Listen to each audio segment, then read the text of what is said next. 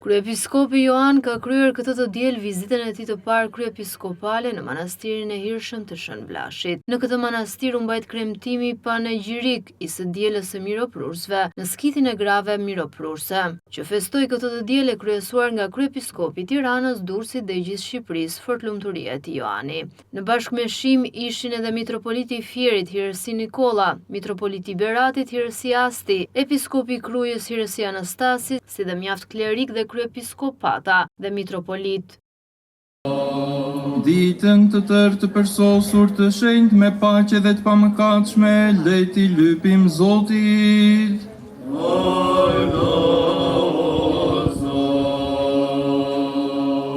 Ëngjëll paqe e udhëheqës besnik, ruajtës së shpirtrave dhe të trupave tanë, le t'i lypim Zotit.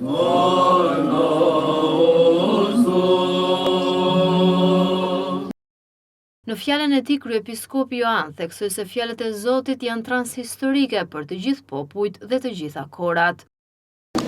Së pari jam i gëzuar që me shojmë këtë manastir dhe ngjarja e ungjillit të sotëm më shumë i rëndësishëm për gjithë secilin nga ne. Arsyeja që ne lexojmë ungjillin është pikërisht për të kuptuar se çfarë do thotë për ne sot ajo pjesë. Sepse fjalët e Zotit janë për gjithë kohrat. Fjalët tona ndoshta mund të jenë fjalë historike që i mbeten në një kohë, po fjalët e Zotit janë transhistorike, janë për gjithë popujt e për gjithë kohrat. Shpesh herë ne ndoshta nuk mund t'i kuptojmë disa gjëra se mund të jenë thënë në gjuhë më të vjetër, por nëse do ndalojmë, do kuptojmë që fjalët e Zotit janë gjithmonë të reja. Çfarë festojmë në realisht sot? Festojmë një grup grash, të cilat qëndruan besnike kashë i Zotit. Të gjithë nxënësit u larguan mbas kryqëzimit, patën frikë. Madje në ungjil thohet që u mbyllën brenda dhe mbyllën dhe derën nga brenda nga frika e judejve. E megjithatë disa persona të tjerë u treguan dhe u shfaqën. Me të drejtë një teolog i madh thotë këto fjalë: sa herë që lexoj këtë pjesë të ungjillit, befasohem nga guximi i disa pak njerëzve, të cilët pothuajse ishin të padukshëm gjatë historisë së ungjillit, përmenden vetëm në fund. Kur të gjithë u larguan dhe e lanë Zotin vetëm, ato i ndoqën pas me guxim të madh. I pari ishte Josifi Arimathes, e ishte pjesë e Sinedrit, e parlamentit të asaj kohe, të këshillit të asaj kohe. Dhe meqense këshilli e kishte dënuar Zotin me vdekje dhe e kryqëzuan, ai pati guximin. Në ungjill thot mori kurajën edhe shkoi. Kurajoja është thelbësore për çdo besimtar, tha kryepiskopi. Kurajo është shumë e rëndësishme për çdo besimtar. Nëse ne nuk do kemi kurajo, nuk do e ndjekim pas Krishtin. Në vështirësinë e parë që do kemi, do e lëmë dhe do largohemi. Dhe ku themi Krishtin, gjithçka që vjen nga mësimi që na ka mësuar ai. Prandaj dhe kurajo është kaq shumë e rëndësishme. Kurajo nuk do thotë që mos kesh frikë, po me gjithë frikën të ecësh përpara. Nëse nuk do kemi kurajo, do bijem në dëshpërim. Edhe Juda u pendua, ora në dëshpërim të thellë edhe vari veten. E ky është pendimi i krenarit, kur mendon si arrita unë ta bëj këtë gjë. Jo pendimi i përulurit, siç ishte pendimi i Pjetrit. E përmend shpesh këtë sepse është shumë e rëndësishme. Një pendim i sinqert dhe i përulur nuk sjell dëshpërimin, po sjell përsëri kurajon. Edhe kur ka gabuar, ai përsëri ka kurajo. Në Paterikonin lexojmë një episod shumë të rëndësishëm. I afrohet një nga nxënësit Jerontit të tij dhe i thotë: Jeron, thot, rash, që do thot ka bërë një mëkat. E Jeronti thot: ngreu. Rash përsëri thot, përsëri ngreu. E lutu që kur të vi Perëndia të gjej ngritur. Kjo është kurajo, që me gjithë dobësitë tona ne vazhdojmë përpara. Dhe kurajo është shenjë i karakteri shumë të rëndësishëm e i besimi shumë të madh. Kryepiskopi Joan theksoi se në jetë nuk duhet thjesht besimi, por edhe dashuria. Ai apeloi që njerëzit të dhurojnë më shumë dashuri dhe të mos tregohen egoist. Pa dashuri ndaj Zotit, e pa një besim shumë të madh, nuk mund të kemi dot kurajo. Në kohën e përsekutimit, shumë veta e mohuan. Ca me zë, ca pa zë, të gjithë u larguan. Pak qëndruan për ta mbrojtur atë besimin. Dhe është e habitshme se përsëri të njëjta gjë. Edhe në atë kohë një pjesë e madhe e grave që ndruan dhe e ruajtën besimin. Dhe filluan ta përhapnin me thjeshtësinë e tyre, sepse e donin Zotin. Rasti i miroforeve na tregon diçka shumë të rëndësishme. Na tregon që në jetë duhet jo vetëm thjesht besimi, po duhet edhe dashuria ndaj njerëzve. Ato e donin Zotin. Jo për atë që mund të jepte Zoti, sepse nuk e besonin që do ngjalli së vdekur, po e donin për atë që ishte, e nuk e braktisën. Madje shkuan me guxim. E mos harrojmë ishte përpara një frikë shumë e madhe. Ai ishte dënuar me vdekje nga këshilli dhe nga pushtimi romak, ruhej nga rojet, ishte vulosur guri, ajo varri me një gur shumë të madh. E megjithatë nga që e donin, ato e shkuan që qëndronin pranë, duke pasur dhe dyshimin, e duke menduar kush do na heqin e këtë gur kaq të madh për të parë varrin. Po dashuria që kishin për Zotin nuk i linte që të largoheshin. Edhe sot, kur njerëzit kanë një dashuri shumë të madhe për një person, nuk largohen aq lehtë, shkojnë e vizitojnë shpesh tek varri. E kjo që mungon sot, në kohën e sotme, është pikërisht dashuria. Dashuria është paksuar. Njerëzit tani nuk po duan mas njerëzit e familjes. Edhe brenda familjeve ka sherrë të mëdha, sepse dashuria është shumë e pakët. Nga që jemi egoist, mendojmë vetëm për vete. E nëse do mendojmë vetëm për vete, të gjithë do mbetemi vetëm. Duhet ta kemi parasysh që njeriu është një qenie komunitare, është krijuar për të qenë pjesë e një komuniteti. Ne nuk jemi vetëm. Teoritë që dalin sot nuk janë të krishtera. Për shembull, është jeta ime, bëj çfarë dua, është trupi im, bëj çfarë dua. Nuk janë krejtësisht vërteta. E para nuk është vetëm e jotja jeta, mund të jetë e jotja, po jo vetëm e jotja. Jeta e prindërve prek edhe jetën e fëmijëve.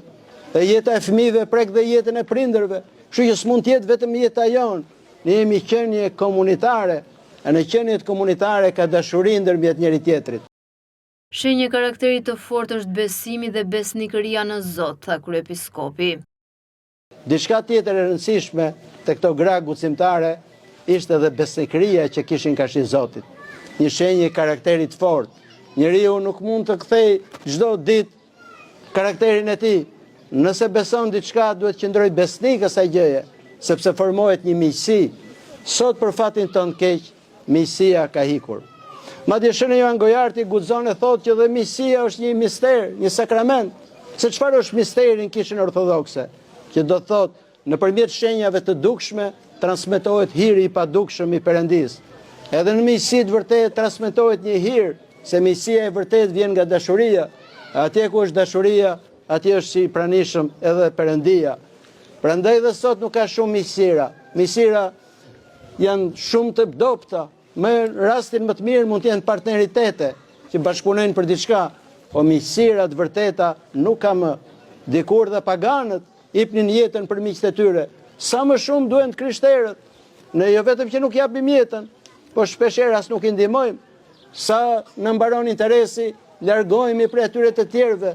Prandaj ungjilli i sotëm është një thirrje për gjithë secilin nga ne, për të ruajtur besnikërinë karshi Zotit, për të ruajtur miqësinë me njëri tjetrin, edhe për të pasur dashurinë padyshim ndaj njëri tjetrit. Rasti i miroprureve është një thirrje shumë e madhe për të na nxitur ne për ta mos braktisur Zotin. Dhe ato kujdesen për trupin e Zotit. E kush është trupi i Krishtit realisht sot? Është kisha. Kisha është trupi i Krishtit. E gjithë secili që përpiqet dhe për të ndihmuar trupin e Krishtit, kishën, po përpiqet që ndihmoj pikërisht Zotin. A nëse nuk duam Zotin, padyshim që nuk duam as kishën e tij, dhe as do përpiqemi për të bërë. Shumë njerëz bien dakord me këtë fjalë. Madje ju predikojnë dhe tjerëve, po pak njerëz që praktikojnë jetën e tyre të përditshme, sepse nëse e do një njeri, nuk do qëndrosh indiferent. Dashuria e vërtet nuk është vetëm ndjenjë, po është edhe veprim. Një apel e pati edhe për njerëzit kur shohin dikën në nevojë. Nëse shef një njeri në rrugë, të varfër, pa ushqyer, pa veshur, nuk mjafton vetëm thjesht të vi keq për të. Ai është një pjesë. Nëse ti nuk bën diçka për të, do thot dashuria nuk është e plotë. Dhe Shëni Joan Gojarti qërtonte shpeshherë dhe laikët dhe i thonte: nëse shikoni njëri në rrugë, në vështirësi shumë të madhe, mos rrini e thoni, po këta priftërit pse se ndihmojnë këtë? Ndihmojnë ju, thot. Edhe ju jeni pjesë e kishës, edhe ju jeni gurët e gjallë të kishës. që do thot thirrja është për gjithë secilin nga ne. Kisha jemi të gjithë ne, filloj që nga të parët që administrojnë e deri tek i fundit, gjithë secili është një gur i gjallë në trupin e kishës, që është trupi i Krishtit. Prandaj për kujdesja për Krishtin e miro prurësve është e njëjta gjë me kujdesin për kishën në kohën e sotme. Mundohuni që të ndihmoni kishën. Duke ndihmuar kishën, ndihmoni veten. Kisha është e juaja. Çdo njeri ka përgjegjësinë për kishën. Përgjegjësitë mund të jetë të ndryshme, po fryma duhet të jetë e njëjtë, e dashuria duhet të jetë e njëjtë. Lexojeni disa herë këtë ungjell, e do kuptoni shumë gjëra. Sidomos njerëzit që kanë përjetuar dhe persekutimin e madh e kuptojnë akoma më mirë për frikën e madhe që ishte në atë kohë.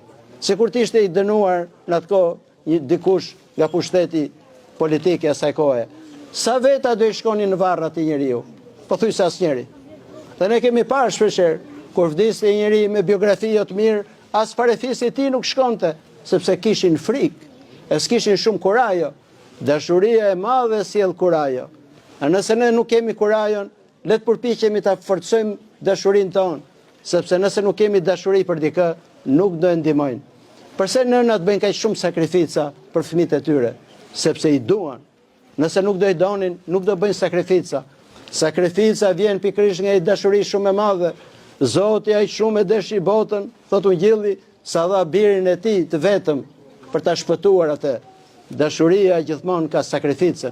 Dhe sakrifica ka një mister të madh. Sakrifica sjell edhe gëzim. Një jetë pa sakrifica është një jetë pa gëzim. Ja shikoni jetën e sotme. Njerëzit nuk bëjnë sakrifica. Ndoshta mund grumbullojnë pasurinë nga jashtë, por nuk kanë gëzim nga brenda, sepse gëzimi është një dhuratë nga Perëndia. Prandaj le të përpiqemi që ta ndihmojmë kishën me sa mundemi. E le ta ndezim dashurinë dhe besnikërinë brenda shpirtit tonë.